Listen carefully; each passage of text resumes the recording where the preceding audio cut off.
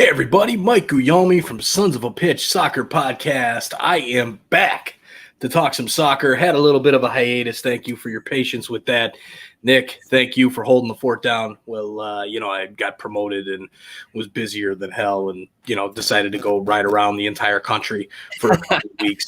But I appreciate you holding down the fort for me. I'm back. We're ready to talk some soccer, man. How you doing? Mike, I'm doing great. Really happy to have you back. Glad you got to take some time off, spend some time with the family, see God's country, driving all around the Southeast, the Midwest, and everywhere else in between. Any good stories you want to share, or should we keep those off air? You know what? I'll share one. We almost brought home a new dog, a stray dog from the Ozarks in Missouri.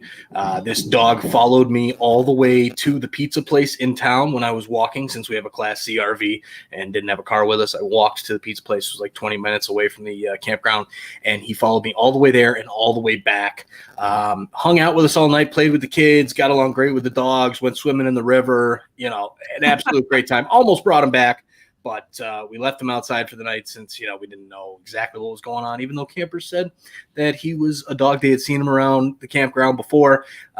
He was pretty much a stray, but we let him go, and it was probably a good move. But that was a crazy story. There were many others which we can share off air. Well, we are glad to have you back, Mike, and you're bringing out the glow in me. Once again, my camera decided to make me orange for our broadcast as we're trying out StreamYard here, and getting some new graphics and things. So thanks for bringing out the bright glow in me tonight, Mike, as we kick off, a lot of soccer talk tonight. And for all of our listeners and viewers out there, if you want to join the conversation with us, please leave us a review on iTunes or whatever podcasting platform you're subscribing to us. Subscribe to us on YouTube, just like Norberto Miller. Thank you for subscribing, Norberto. And we got a recent comment from Old Man Willem, pulling for the New York Red Bulls this season. Also, you can find us on Twitter at SOP Soccer. And we want to thank USL Discord, La Murga de Austin, new Austin FC supporters fan club, the Away Fixture podcast, the Passing Groove podcast, Scissor Tail Nation podcast. A lot of great soccer content out there. Thanks for jumping on, as well as thank you to Tyler Henry of Learfield IMG. Thanks for following us and tweeting with us over a few games the last couple of weeks. By the way, if you guys are hiring, shoot us a message, podcast at sonsofapitchsoccer.com. Let us know. We're happy to jump in, do some content for you. Anyway, we're also on Facebook and Instagram where we're streaming everything today. So that is kind of the first half of the housekeeping. Second half of the housekeeping, we want to express our thanks right away in tonight's episode to our sponsors, to Donovan Food Brokerage, a sales and marketing firm focusing on food service sales in the Midwest. So as your company is rebounding from the coronavirus pandemic, as you're looking to get back into food distribution, contact Donovan Food Brokerage. Also, nice premium Iceland Pure Spring Water available at your Walgreens, as well as Skira Icelandic Spring Water. Get some at your local 7-Eleven, but right now I'm sticking with something a little bit more stronger. Amen to that. So am I. Thanks again to our sponsors for sticking with us. And as well, thanks for everybody who's joined on and are watching with us. We got Cameron Young jumped on here, and glad you could jump on with us. Appreciate you jumping on. And Cameron Young, all the way from the UK. All the way from the UK. It's getting late over there. So thanks. We appreciate you hanging out with us tonight to talk some soccer. As well, we've got Daniel Young comes on, and he's talking about the 9-man draw that NYCFC pulled off against the Red Bulls. Hopefully they can do it again against TFC at Yankee Stadium. So I don't know when is TFC playing there, but I'm not sure. But hey, we'll get to that later. There, Daniel. Thanks for jumping on. We appreciate a 9-man squad at Yankee Stadium is just like having 11 men at a regular size pitch anyway, so you're good. Oh, that was cold. I figured I'll take that one. Like we all know your thoughts on that one. I figured I'll take that one. Yeah. And let me also lead into our first soccer topic that we're talking. This piggybacks off of last week's episode. So if you want to hear more about USMNT and World Cup qualifications, the schedule that they're playing, the teams that they're going to come up against in the World Cup qualifications, go back, look at last week's schedule. But we had a question from YouTube user Yo Daddy, who asked us, is Haiti a threat in qualifications for the 2022 World Cup? So, Mike, did you know much about Haiti before tonight's episode? Because I sure didn't. I had to do some homework. Yeah, I mean, I've watched them enough throughout CONCACAF, and especially since they're kind of on the same level as Canada, at least over the past few years. And they were actually the team that I saw play against Canada back in the 2009 Gold Cup down in Miami. But Haiti is a decent team. They had a good run in the Gold Cup this time. Are they a threat? I can't say they're a threat. They're just not that good. They're decent. They can hang with your teams like Canada, maybe even Jamaica, but that's even a stretch. But the U.S., Mexico, Costa Rica, they're not at that level yet. So I don't see them really being a threat. I mean, depending on the way that this is all going to play out with the new CONCACAF scheduling and whatnot, there might be a little bit of a better edge for the smaller teams. And that might play into things, but yeah, I don't see them. Let me give you a little information, see if I maybe change your mind or just reinforce your beliefs here. So just to kind of recap, we used to have the Hex. It used to be the top 6 teams in CONCACAF would play for the 3 automatic qualifying spots, and then the 4th place team would go into a playoff. So now with the expanded World Cup field, we are having a group of 8, the Ocho, people are already calling it. I'd like to think we can come up with a better name, but we'll go with the Ocho for now. So you've got 8 teams who are going to play for the final spots in the World Cup qualifying. So it's the top 5 FIFA-ranked countries. Let's see, where's my list here? USA, Costa Rica, Honduras, Jamaica, and Mexico. And then the final 3 are coming from qualifying. The qualifying groups, groups A through F, Haiti is actually the top seed in Group E. So if they win Group E, they will get the winner of Group B, which is likely going to be Canada, for that final spot in the Ocho. So the fact that they're going to have to get past their group and then probably get by Canada in order to match up against the United States, I don't think they're going to be much of a threat because they may not even make it to that final group. But just for a little more comparison, U.S. is ranked 22nd in the FIFA rankings, and that's 2nd in CONCACAF, obviously behind Mexico. Haiti is ranked 86th in the FIFA rankings, the 10th best ranking in CONCACAF. To look at their roster, just by virtue of the clubs these guys play for, their best players are Derek Etienne Jr. and Steven Saba. Mike, you might know him, playing for Montreal, and Etienne playing for Columbus Crew. Most of their roster is made up of USL players and a number of guys who are playing in France's second league. So that is kind of their talent level from a club perspective. So they'll definitely have to rely on the sum of the parts being greater than the whole type of deal, however that phrase goes. I'm sure you're all familiar with it. And then their head coach, Marc Collat, he played 26 years of professional soccer in France and has been managing various teams since 1983. He even managed Haiti back in 2014 and 15 before being let go for racist comments against Haitians and things of that nature. But now he's back. So he must have been doing something right if he can make comments like that and then get brought back. So again, Mike, now that you know the talent level, kind of where they sit in the rankings and the fact that they may even not match up, I don't think I changed your mind at all. I don't think you think Haiti's much of a threat to the United States. But do you think they could be a threat at all in these qualifying stages? Are they going to make it out of their group? Or are they going to give Canada a run? Oh, they could, for sure. It depends on what Canada shows up, too. If you're talking about the Canada that beat the United States back in October last year at BMO Field, then no, they won't be able to play with Canada. If it's the Canada that shows up, 99% of the other times, Jonathan David pulls his hamstring, Alphonso Davies doesn't get released by Bayern Munich, and you've got Samuel Piette being the leader and Lucas Cavallini, then they might be able to play with them. But overall, I think that Haiti isn't really a threat, and I feel like they'll probably end up getting to, maybe get to that game against Canada, get out of their group, because there are a lot of weak teams in those groups, and then we'll see from there. But I don't expect them to at least even have a chance to trouble the United States. There you go. Well, Daniel Young asked us. We got Cameron Young and Daniel Young, no relation as far as I know.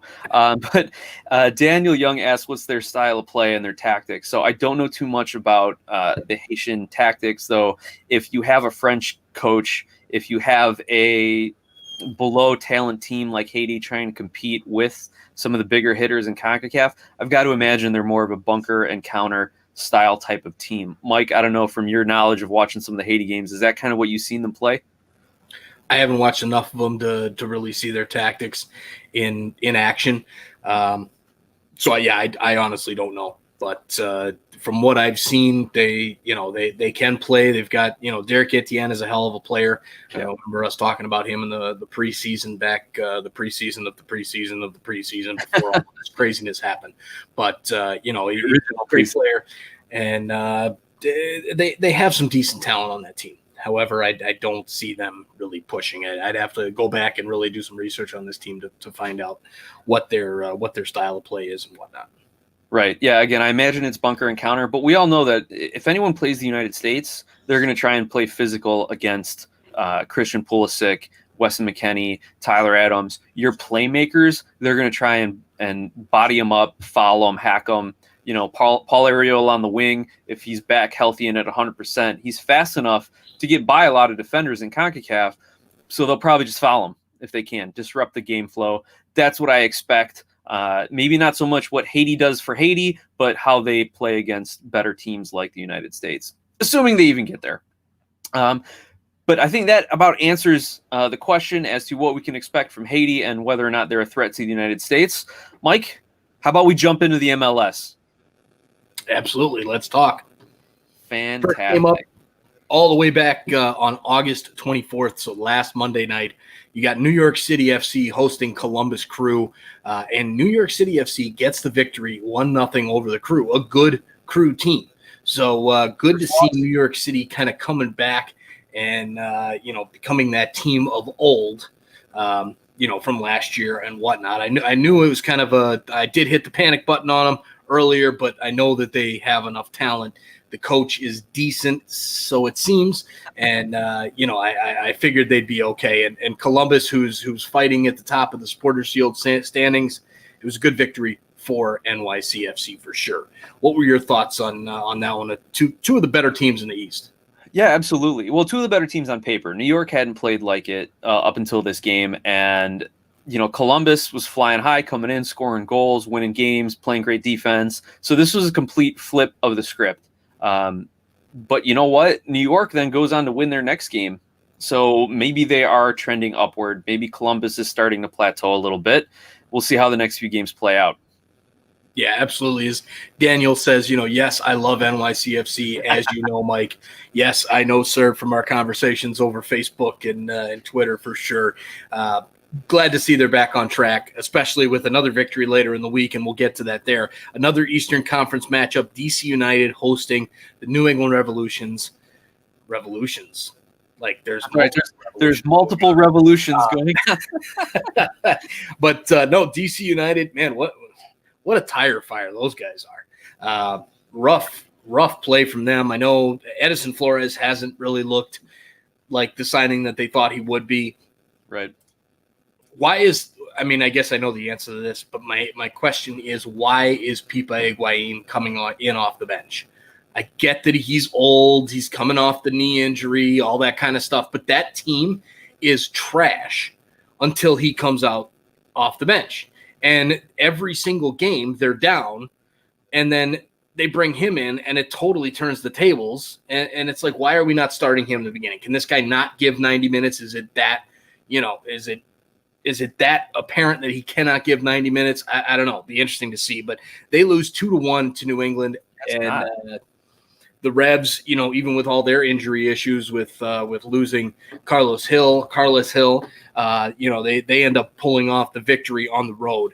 Another Eastern Conference matchup, Chicago Fire FC gets their first game in Soldier Field hosting FC Cincinnati, and lays a smackdown. Looked amazing. Looked like a great team, a team that, we haven't seen the Fire play like that in a very, very long time. And they look great. Is this something we can expect from the Fire? or not? Well, that's what we said after that game. But then it was pretty evident that they were playing a subpar FC Cincinnati team, as we'll talk about a little bit later in that game against NYCFC. Daniel Young, feel free to jump in on that one. Yeah, so Chicago blasts them, 3-0, and then Philadelphia hosting New York Red Bulls. Philly gets the victory over the Red Bulls, 1-0. Red Bulls fan that jumped on, made a comment, went back and watched our season preview video on YouTube. So thank you for jumping on and finding that video from back in, probably February. As you can see, we've changed a lot. We've gotten a lot better as far as the production standpoint has come. But, definitely, I believe it was old Willem. So thanks for jumping on that and as well subscribing. I believe I didn't get a notification through email that subscribed, but we saw our subscribers jump by 3 tonight. So that was pretty fun. But yeah, the Red Bulls team kind of they can't seem to get it on track. I think they have the talent. They have a couple guys that can get the job done. They can be in a lot of games, but they really haven't shown the Red Bull of old. And I'm not quite sure. I think they're a fringe playoff team. I think they can probably get there, but again, it's not a lock for the Red Bulls like it usually is. I mean, this is a team where usually every year you're like, okay, the Red Bulls are in. This year, not so much. Philadelphia, on the other hand, they're up and down. They had a great MLS's back tournament and really lit it on fire there. Unfortunately, losing in that one and not getting all the way. But this team looked really good at that tournament, and right now they're kind of bouncing back and forth. I think they will be one of the contenders in the East as things go. But a decent victory at home over the Red Bulls. No doubt about it, Mike. Moving on to some of the other games to kind of quickly knock out some of these. Montreal defeats Vancouver 2-0 to kind of keep their dreams of Canadian championship alive a little bit. Houston comes out of nowhere, drops 5 on Sporting Kansas City, gives Coach Tab Ramos his first ever MLS victory, and we start to question Sporting Kansas City's back line a little bit more. Orlando defeats Nashville 3-1. Congratulations, Orlando, on a bit of a roll here early on in the season here. The Galaxy-Seattle game postponed, as we all know. Montreal then follows up their big victory over Vancouver with a 1-0 loss to Toronto. Atlanta, this is kind of the shocker one out of this one, Mike. Atlanta loses to Orlando City 3-1. It's the first time Atlanta United has ever lost to Orlando City since joining the MLS. So if we're going to try and do something different, definitely now is the time. They need to get a coach in. They need to rebuild their identity. They need to figure out what's going on with Pity Martinez here. Like, why can't this guy become this great MLS player that he clearly has the talent to be? Like, if you saw some of the goals that he's scored in recent weeks and some of the plays that he could make, he's got the talent. But I don't know what's going on with his head. I don't know what's going on with the Atlanta United organization. You lose to Orlando City for the first time in history, your supposed rival. You got to start asking the hard questions. Maybe they just need to cut their losses and sell him and see what they can get. Anyway, we're gonna roll on a little bit here. You're pushing me through all these games, Nick. I came back. I want to talk about these games. All right, stop pushing me through all these results. We're only 18 minutes, 19 minutes into this. And we've also got Salvador Chavez jumping on, saying hi. Thanks for jumping on, Salvador. If there's anything you want to talk about it, let us know in the comments. And I want to touch a few things. First off, the Montreal and Vancouver. God bless Vancouver Whitecaps.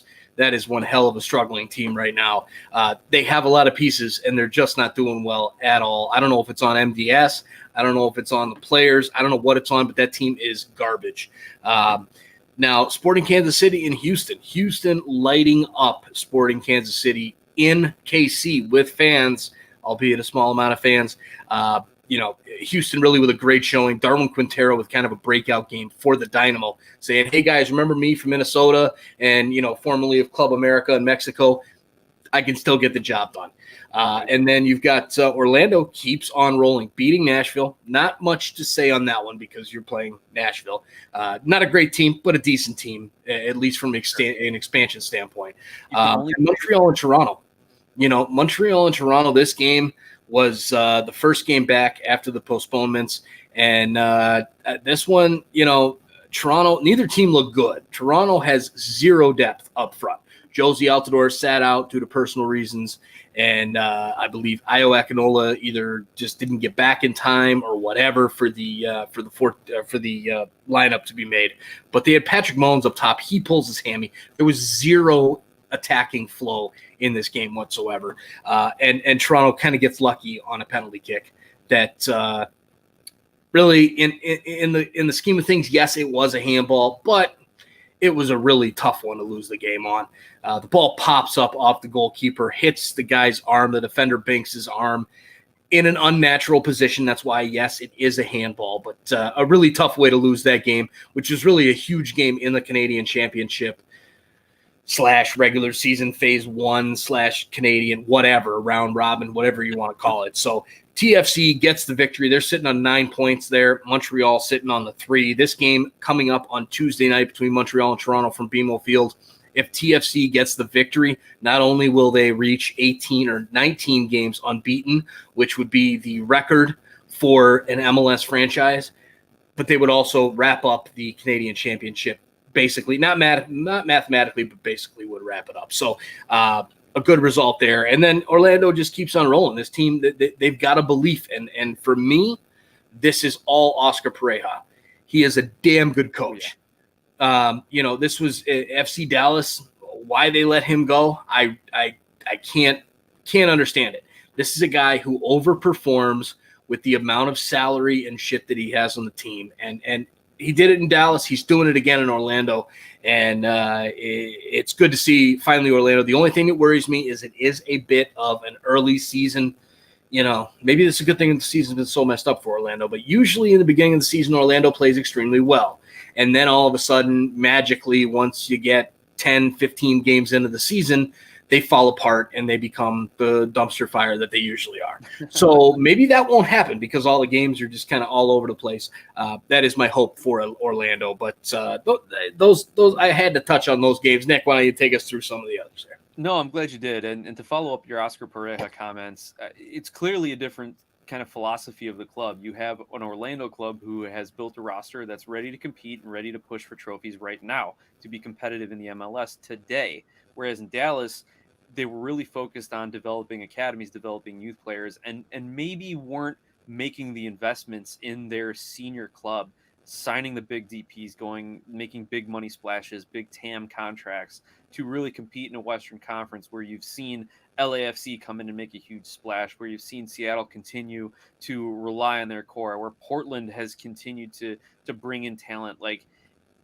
So maybe it's just the difference in setting and club philosophy that's really helped Pareja and Orlando really succeed where they're at right now. But to kind of roll on through the schedule, so the rest of the games on August 29th, man, MLS, you put a lot of games on that day for us to catch up on. On the 29th, Cincinnati and Columbus play to a 0-0 draw. So there it is, Columbus starting to plateau a little bit if they can't beat their interstate hell is real rivals there. Intrastate, I think that's the right one. Yeah, that's it. Meanwhile, Philly continues to roll over DC United. They get a 4-1 victory. We were talking about DC United, Mike. You said Edison Flores was their big signing. He actually, I don't know if he was out that game or if he is now out, but he's going to miss 4 to 6 weeks with some facial, what are they calling it here? He had some facial fractures or facial injuries. So he is going to be gone for a while, which, again, sucks for DC United. The only good news for DC United, actually, it doesn't have anything to do with their current squad or what's going on the field. Rumor is Gonzalo Higuain, Federico Pipa Higuain's brother, who's playing for Juventus right now, came up with Napoli, I believe. Was a big sensation for them. Brought Napoli up to the top of the Italian table. Got transferred to Juventus for big money. Is just starring for Juve right now. he's rumored to be wanting to come over to the MLS. So supposedly Miami has already made him an offer, but hey, maybe there's a little familia, a little bit of love there for the brothers, and he somehow swoops in and slides in to DC if they want to pony up the money for him. That would be amazing to see the Higuain brothers playing in the nation's capital there. Will it happen? Probably not, but it's fun for us to think about it. If he does come, it's likely Miami, right? They got the money in the roster space. Any thoughts on the Higuain rumors, Mike, or any other transfer rumors you've been hearing? No, unfortunately, he's been linked to Miami, and we all know what happens when guys get linked to Miami. They disappear, and it never comes through. Even look at Matuidi, right? And this was one that happened on the break. I don't know if you touched on it when you were doing your episodes, but, Blaise Matuidi comes in totally out of nowhere, and all of a sudden, boom, he's signed for Miami. Now, very good player, central defensive midfield type player, World Cup winner. He's done a lot. He was, kind of on the outs at Juventus as well. And but still a great player who's going to contribute a lot here in MLS. Did we hear about all these rumors? Oh, this World Cup winner coming to Miami. No, there was nothing. Nope. And then all of a sudden, boom, next thing you know, Miami signs Matuidi. Like, what? So the fact that there's rumors out there now, it's not going to happen. Gonzalo Higuain, he is getting older. I believe he's 32 now. I could see him playing probably, another couple of years in Europe somewhere is my guess. If he does come to MLS, then, prove me wrong. Miami needs the striker focus big time. Pellegrini is not quite living up to the expectations that we thought he would, but can you really blame the guy? He's come over into a new role. A long time ago, he was planning to come over here from Argentina, comes in trying to adjust to the lifestyle. In this time, there's definitely more to it than just adjusting to the league. So hopefully it works out for Miami. Maybe he gets swung to DC somehow, some way to play with his brother. Who knows? It's a rumor. Absolutely.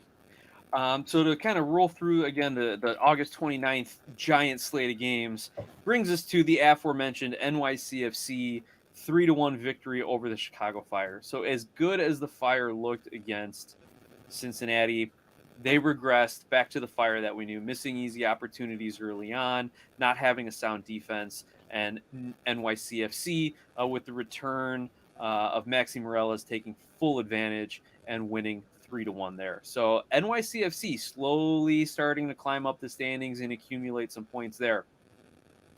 The next game, New England, the Revolutions. Mike, this was another one of those revolutions we were talking about here. They draw the Red Bulls 1-1. So again, you've got a couple kind of middle table Eastern Conference teams kind of jockeying for points and positions, and they come out a fairly even result for a fairly even game there. Then you got FC Dallas with a 3-1 victory over Minnesota. First of all, I know Minnesota lost the game, but Hassani Dotson's strike was beautiful. Like, great goal. Go back and find the highlight clip. Unfortunately, the play on defense was lacking as Dallas was able to capitalize from some miscues as well as from the defense kind of being pulled out of shape. Maybe they're starting to feel the effects of Ike Opara, or as Cameron Young points out in one of his questions, are these teams suffering from the boycott, suffering from the delays in playing the games? And you start to see it, I think, in the defensive shape. Like, guys, you need that consistency on defense to cover for each other, to make sure you know where you're at any given time, keeping your formation, who to mark in certain situations. And mentally, the players weren't as focused on a lot of these games because of what's going on in the national landscape. So I think that's kind of where you saw some of the effect with these high-scoring games, was just kind of the defensive lapses late in the game. Mike, did you want to touch on any of those handful of games before we get to kind of the last half dozen of this past week? No, I didn't see the blast by Dotson, unfortunately, but it just kind of some dull matchups from what I could see. It's until we get into these last few games is a little bit better, but I agree. I think the boycotts and the break in the play is definitely affected the quality of the play. You saw that 100% with Toronto FC and Montreal. Neither team really had anything offensively going on. So you say it's the defensive end. I think it was more on the offensive end. And, as you saw with Cincinnati and Columbus and New England and the Red Bulls, Colorado, Sporting Kansas City, not a ton of offense in these games. So I think that was either way, offensive, defensive, these players' heads weren't in the game. That's the bottom line. Yeah. They're, they've been back and forth and all that kind of stuff. So their heads weren't there. And unfortunately, that's the result of it. You're going to get a lack of quality on the pitch. But that is what it is. And, let's move into some of these other games. For sure. So kind of to wrap it up, Colorado and SKC play to a 1-1 draw. The Galaxy continue their momentum building, winning 3-2 against San Jose. Portland and Real Salt Lake. This one was a shocker, Mike. 4-4 draw. Real Salt Lake scores 2 goals from the 90th and 94th minute to equalize there. You had, was it Krylock who did the Karate Kid crane kick goal again? Pulled that one off. Go find the highlight. I think it was Salt Lake's 3rd goal there.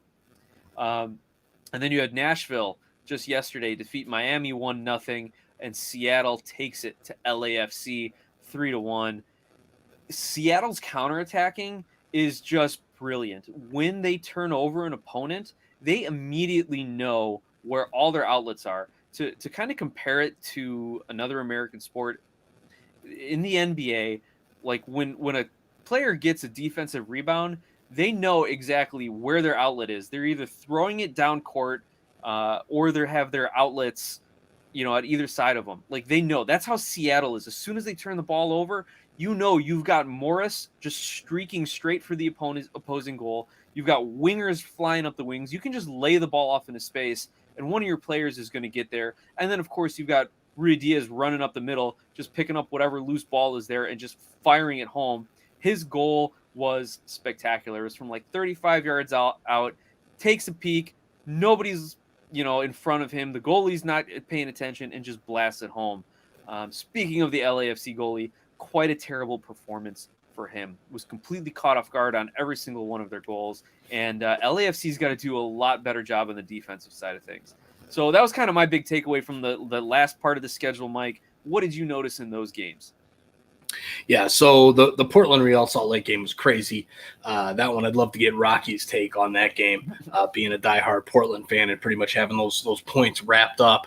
But, Nashville and Miami, Nashville does get the victory there, which is surprising. I think if anyone would have asked us the question in the beginning of the season, in the preseason, who will win the games between Nashville and Miami, you would have been very clear Miami would have, just based off the signings that they had and whatnot. But Nashville gets the victory at home, which, again, I'm really not putting a whole lot of weight in the home and away type of thing right now with nobody in the stands. You're basically playing on a practice field, and that's it. And there is Rocky right there. He has just joined us. Goals. So, Rocky, let us know what you think of that matchup there with that 4-4 at the end, kind of stealing the points from Portland. And he says, Timbers' defense fell asleep in stoppage time. Agreed. Giuseppe Rossi, the former Italian international, gets that goal to make it 4-3, and then Sam Johnson to cap it off right at the end. But the Seattle LAFC game, man, LAFC is not looking good. That keeper is not living up to expectations. And again, here we are, Nick. We talk about keepers in MLS and these signings. Dude, there's no point. I mean, you've gone down the list of all of these. We've had regular signings. We've had DP signings, TAM signings. As a keeper, you don't need anybody but somebody that's either homegrown. I mean, look at Thomas Asal from Vancouver. Probably one of the only bright spots for the Vancouver Whitecaps in the last while is this young kid who's played extremely well in goal. You don't need to spend money on a keeper. Look at Toronto, Quentin Westberg. The guy couldn't find a job in France. He comes over as a backup to Bono, ends up beating him out of the job. Bono, a draft pick. So, I mean, there's just not a reason to spend money on a keeper. And LAFC's got a lot more questions than just the keeper as far as, how that team is playing. Absolutely, Mike. But maybe teams should start to spend a little bit of money on keepers, right? I mean, we're ripping on LAFC here because their defense is falling apart and their goalkeeper's caught out of position. We're looking at some of these other plays, these other high scores around the league here. Maybe teams need to start looking at investing a little bit into their goalkeeping. But what really stood out to me most about the high scores this weekend is I sat down yesterday and today and just put on the highlights on ESPN Plus and just let it play and just chilled. And my kids were running around and there was nothing but insanity all around the house. But I'm just watching the terrible defending and marking by MLS defenders over the last week or so. And yeah, maybe their heads were out of the game. Maybe their legs are a little tired because of the crazy season that we're watching. But to allow so many goals from inside the 18-yard box, it just seems a little shocking to me that the defenses aren't playing any better. So I think as a league, the teams need to start paying more attention to the defense, whether tactically or financially. Obviously, I get it. We're running a business here, and from a wins-losses perspective, you need to score goals. So you're going to invest most of your resources, your DP roster spots, your international spots, to attacking players. But my goodness, like, when are we going to see someone sign a DP defender and just shore up the back line and bunker and counter their way to some sort of trophy somewhere? Because you know what, they could probably frustrate a lot of teams by having a top flight defender back there, Mike. I'll answer that question for you. Teams will sign a DP defender when the salary cap is higher and the DP rule gets to 5 or 8 players. Until then, if you only have 3, forget about it. You need the attacking players. That's what's going to make the difference. You're not going to waste one of those 3 spots on a center back or a wing back when that's just not really what's necessary in MLS. It'd be interesting to see somebody take a swing at it. I know Portland did with Liam Rudgewell back in the day, and he did well for him during that time. Unfortunately, it didn't work out as great towards the end. But, there's until that rule goes up, I don't see it happening. So now that we've talked about these games, let's take a quick break to thank our sponsors, kind of a halftime break. And that is Donovan Food Brokerage, as well as Nice Premium Iceland Pure Spring Water, where you can find it at your local Walgreens as well. We also have another competitive Icelandic water, Skira, which is available at your local 7-Eleven. So if you're thirsty, go get some water at 7-Eleven or Walgreens, whichever one is closer to you. And, have at it. Thank you to our sponsors. We couldn't do it without you. So thank you very much for that. Now let's get in a little bit about, we want to talk a little bit about Orlando here and a certain player named Chris Mueller. You put together a little slide here, Nick. Talk to us a little bit about Chris Mueller. Absolutely. Well, first I want to, shout out Tony Mihalopoulos when we were talking Dallas and Minnesota there. She's viewing on Facebook, watching us on Facebook. So thank you, Tony. Thank you, sis. Good to see you watching in. But she says Minnesota looked like a bad AYSO team, not an MLS team. So, wow. My sister pulling no punches. But you know what? I used to help coach her AYSO teams. So she definitely has a lot of experience with bad AYSO teams. So she would know. But now, to get to Chris Mueller, the main reason where we're going here with this one. Chris Mueller, he has been a spark plug for Orlando City ever since he joined that team in the 2018 MLS Super Draft as their 6th overall pick.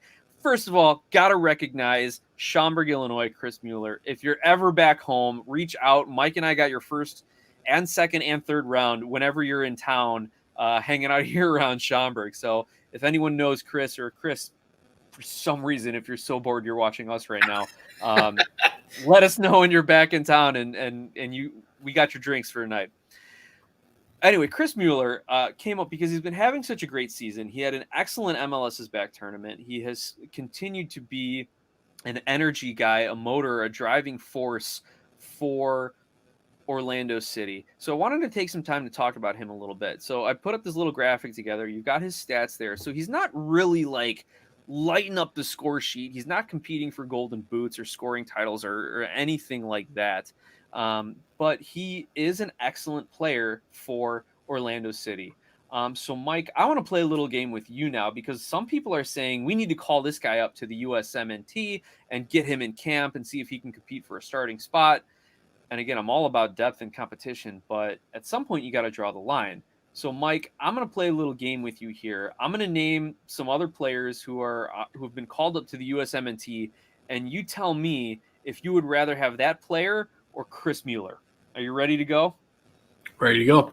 All right. Would you rather have Chris Mueller or Sebastian Legit of the Galaxy? Sebastian Legit. How about Jonathan Lewis of Colorado, right? He hasn't really proven it to me yet, and Chris Mueller's done pretty well, so I would go with Chris Mueller. Okay, we got Chris Mueller there. Jackson Ewell or Chris Mueller? Chris Mueller. Paxton Pomical or Chris Mueller? Chris Mueller. How about Brendan Aronson of the Union? I'll go with Brendan Aronson. Okay, we've heard a lot of buzz about Brendan Aronson being linked with Celtic over in the Scottish League. We haven't really heard anything about international clubs trying to pick up Chris Mueller. Maybe it's an age thing. Mueller's only 24. Aronson's a real young guy, even by soccer standards. So maybe that's playing against him. Would you rather have Will Trapp, Christian Roldan, or Jordi Mihailovic, or Chris Mueller? The only one that I could say would compete with him would be Christian Roldan. But I would probably, from what I've seen over the time, I would go with Chris Mueller. I'm high on him. He brings a spark to the game that Christian Roldan does not on the offensive and the defensive side, whereas Roldan is occasionally he'll get forward, but most of the time it's the defensive side. All right. No love for Will Trapp there, huh? No, not at all. No? All right. Will Trapp. Most people are right now. Speaking of a lot of a midfielder that guys are done with, Michael Bradley or Chris Mueller? If you had to take a guy to win a USMNT game today, Michael Bradley or Chris Mueller? Today, and this is probably because I'm a TFC fan, Michael Bradley. Okay. So looking forward to the next qualifying cycle. If you need someone to come in and play against Haiti, let's say, or Canada, when we start the Ocho qualifying, Mueller or Bradley? Ooh. And I Bradley. I feel like still Bradley. Yeah. Okay. And then the last that three leadership, guys, that veteran leadership, I think is. I gotcha. So the last three guys here have been USMNT regulars, guys that everyone expects to be in the next World Cup cycle. Would you rather have Chris Mueller or Paul Arriola, Tyler Adams, and Weston McKennie? I would take Tyler Adams and Weston McKennie over Mueller. But not Paul Arriola? No. Okay. I mean, they kind of play different positions. Arriola is more of a winger, fast guy. Mueller likes to mix it up in a little bit, I think. But okay, so that kind of gives you the sense of there are enough players, I think, in the American player pool where Chris Mueller probably isn't going to get a cap. Maybe he gets called into like one of the 40-man camps or something just to see what he can do. And maybe if Berhalter likes his work ethic, how he fits in, and if he can fit the style that he wants to play, maybe he gets a couple call-ups. But I just don't think Chris Mueller can compete with the current player pool. Again, McKennie, Adams, Arriola, Bradley, Aronson, Pomical, Ewell, guys that Berhalter has been developing for the last year or two into his system. So I don't see Chris Mueller stepping up, and that's not to take away from any of his play. So, Mike, that's what I wanted to put forth on Chris Mueller. Midfielder extraordinaire, spark plug, workhorse, self-made man, local guy. Wanted to make sure we recognize the work that he's put in, and again, my favorite guy on Orlando City, and probably one of my top 5 Chicago suburb soccer players of all time. Maybe I'll have to put that like full list together. Maybe we do that sometime. Top 10 Chicago suburbs MLS players or something like that. So anyway, that's what I wanted to talk about on as far as Chris Mueller, Mike. But I think we got to roll into some other current events in MLS, if you're cool with rolling forward a little bit. Yeah, let's do it. So I wanted to touch on Deloy Hansen's comments, and he is the owner of Utah Soccer LLC, which owns the Real Salt Lake Club in the MLS, Utah Royals of the NWSL, and the Real Monarchs of the USL.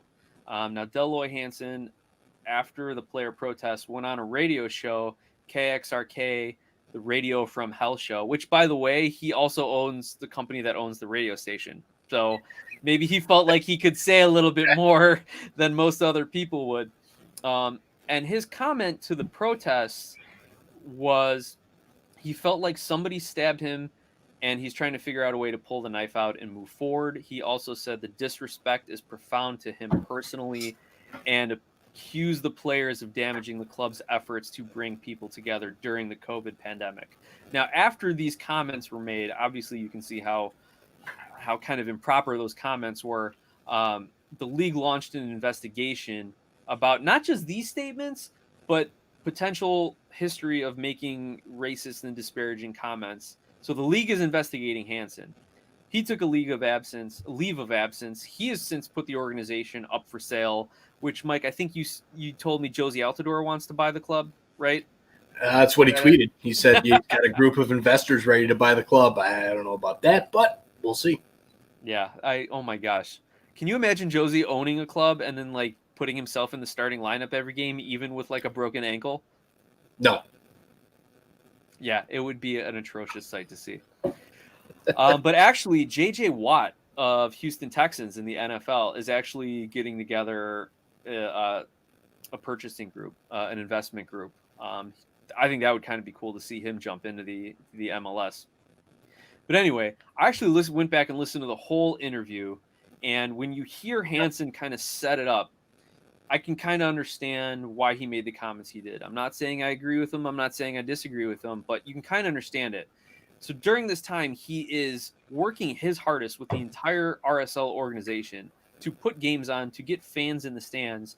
But from his perspective, most importantly, get people back to work, get his vendors, get his game day employees, get his fan experience workers back in and on the payroll and pay them to support their families, and then to bring more community events, to do more for the community, to have something where local Salt Lake residents can go to together and celebrate as a community an RSL soccer game. So when the players boycotted, he took it as a personal offense. And so I can kind of see his point. I can kind of understand it from his perspective. I don't think I would have ever gone as far to say I felt like I was stabbed in the back, especially with the current climate of violence going on. Probably the wrong metaphor to use. And I think we can all agree on that one. But I wanted to make sure that everyone kind of knew a little bit more of the whole story than just kind of comments and quotes that may have been taken out of the whole context. That's the lawyer in me, right? If my opposition quotes me a sentence from my client's deposition, I'm going to make sure the whole deposition gets in there so we can lay down the entire foundation. Now, Hansen did walk it back on a later interview, said, and he admitted, I was looking at the short-term impact on game day versus the long-term societal impact on these bigger issues. He apologized for that and the metaphor, and I think he was sincere in his apology, but he is putting the club up for sale. So that is kind of the long and the short of what was going on with Delroy Hansen and current events. So, Mike, did you want to jump in and add anything more to the RSL issue? Because part of me thinks like maybe he was pissed that players are starting to take control of the league, like we see in the NBA, and he wanted to keep soccer as a league. But then we hear the full interview, and I think it kind of changed some minds. Well, I think we'll touch more about the current climate in a bit. But as far as that, I can understand an owner who has been through the ringer of the club being, with these issues of coronavirus and all this kind of stuff. You finally get a game at a home stadium. You have people showing up to work for you. You have, vendors there to sell things. I understand all of that. However, the comments that he made, a little out of line. I don't know if I'd say, crazily out of line. I mean, there was nothing that really stood out too much to me from the interview that I had heard as far as being horrible. I understand where he's coming from, and just as each side should be able to speak their mind on this, and the players decided to speak their mind, and the owner should be able to speak his mind. Now, as far as the, his taking a leave of absence afterwards, I believe that he did regret some of the things that he said, probably the manner that he said them, how quickly he said them afterwards. It's a fine line that you have to walk when you're on, the ownership side compared to the player side. So I can see, that as far as being forced to sell the club, that's what the people want. They want him to be forced to sell the club. I think at this point he's probably, realizing that this is probably not the business for him going forward, especially if that's the standpoint that he took when the issue happened. So, again, he can spend his money where he feels necessary and do whatever he feels like he should do with the dollars that he has. And if that means, not moving forward in that respect as the owner of Utah Soccer, with the owning the NWSL club as well as the USL club, RSL, and then I believe the stadium as well, if I'm not mistaken. There's definitely he can definitely reap the investment there. I'm sure there's lots of different mindsets. We talk about it on our side of, well, is it because of this? Is it because of that? Well, we don't know the whole story. We don't know what he has invested exactly. We don't know what his assets are. We don't know what this looks like. And, right.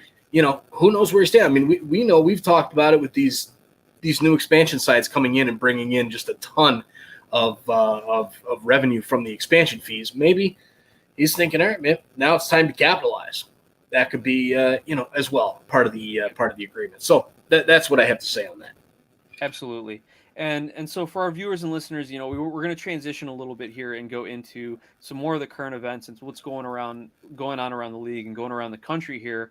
Typically we don't talk politics. We try to stick to soccer. We try to discuss the MLS and talk about the games and the players and the growth of the sport in the United States.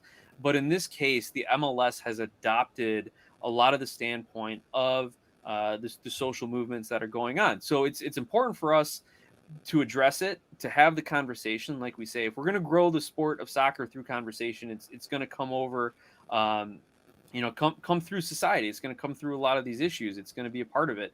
And the MLS itself has taken on the mantle of the Black Lives Matter movement. So we want to share our thoughts. I'm going to take a few minutes, kind of express my thoughts. Mike's going to kind of express his thoughts as well. And then Mike, I'll leave it to you to go ahead and close the show out as we're approaching our 1 hour mark. And then, again, feel free to reach out to us through all our social media at SOP Soccer on Twitter, podcast at sonsofapitchsoccer.com is our email address. We're on Facebook, on YouTube. Let us know what you think. Let us know what you think about our thoughts. I mean, we've got to have civil discourse here if anything is going to change. So for me, like, I've had a lot of conflicting thoughts, over the last week or two. And it all starts with, if you have a platform like these athletes do, in the realm of sports, should you use it to promote your same political agenda or your social issues? Now, selfishly, as a viewer of the sport and a fan of MLS, I'm going to say no. Like, I stick to soccer. I want to see the sport. Like, I missed having the games played. That's my own selfish feeling as a fan and as a consumer. But, personally, if I felt so strong about something, I'd probably use whatever platform I had to promote my message as well. So I can't fault the players for doing what they're doing. I can't fault the league for recognizing their employees, taking their concerns to heart and working with them on something. So I don't know if there is a right answer of, do you use your platform? Don't you use your platform as an athlete? And I think we need to respect both sides of it. Michael Bradley stood for the Canadian anthem and took a lot of crap for not kneeling. That's just bad optics, because the fact is Michael Bradley's been very outspoken on social issues. He kneeled for the Black Lives Matter moment of silence before the game, but he just stood for the Canadian national anthem, whereas the other players kneeled. So I'm not going to rip on Bradley for standing, just like I'm not going to rip on anyone for kneeling, because that's their choice. That's how they want to express themselves in protest. I'm fine with either way on that one. My biggest concern, and again, we're going to try and keep it soccer and sports, not politics. My concern is when the MLS tries to enter the realm of politics. They're a private entity. They get to do that. but they run that risk just like these athletes do when they make their stance. You have your First Amendment rights, but that doesn't mean you're free from the repercussions of them. If the MLS gets into politics and becomes a lobbying group, then you might lose me as a viewer. I want to see them developing players, putting out a quality product, building a league, building a soccer culture in the United States. I don't want to see them lobbying Congress. That's where they might lose me as a viewer. The other thing I really do want to point out that I liked hearing was there's an article on MLSsoccer.com about FC Dallas player Dan Hollingshed, and he recounted a conversation with Dallas president Dan Hunt. Hunt was quoted as saying, "We've already lost season ticket members. We've already lost supporters.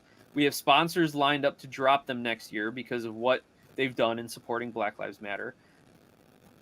And he comes out and he admits it to his players. This is a business. We want to make money, but this organization and my soul is not for sale. That's what Dan Hunt said. So they cannot buy loyalty. They cannot buy social stances. They cannot buy our messaging. So FC Dallas as a franchise, as a club, has chosen to promote that. And they are well aware of the consequences, and they are facing those consequences. And that's fine with me, because Hunt is not out there saying, well, screw those sponsors. They don't get it. They're wrong. He's simply saying that they have their opinions. We have our opinions. And you know what? If we're going to use our platform to promote our opinions, then they can certainly use their platform of their ad dollars and take it somewhere else. And I think that's a perfect middle ground right here. And that way, no one is destroying anyone. No one is attacking anyone. But yet both points are out there in the conversation. And if MLS is promoting understanding, equality, respect, and change in their communities, that's wonderful. But again, if they turn into a lobbying group, that's when they might lose me as a fan. So those are my thoughts, Mike. Thanks for letting me use some of this time on the show to kind of express my feelings on that. Feel free, say what you need to, and please wrap the show up then when you're done. Yeah, so no, good points there, Nick. Good understanding of that. Now, as far as I go, I don't know exactly where to start.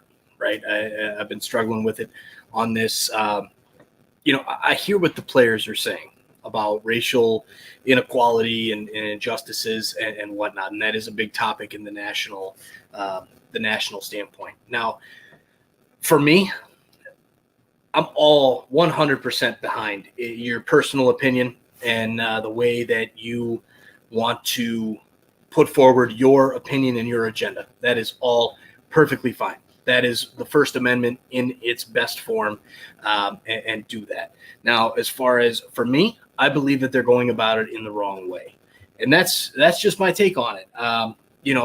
As far as it's a way that can damage the league and damage the growth of the league in American soccer here in the USA as well as overseas. I want to touch a little bit about the Black Lives Matters mission statement, and that's kind of what really affects me. You see these guys; they're out there, they're proving a point. They have their opinion. They're out to discuss their side of it and take a stand, which I fully respect 100%. Whether I agree with it or not, that is what they should be doing, and I applaud them for doing so.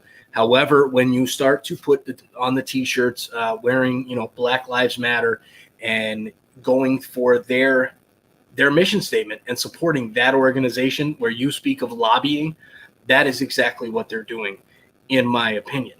Now, you look at the mission statement, and I'll put it up here on the screen, and this is kind of a few things that I have that are a little interesting to me.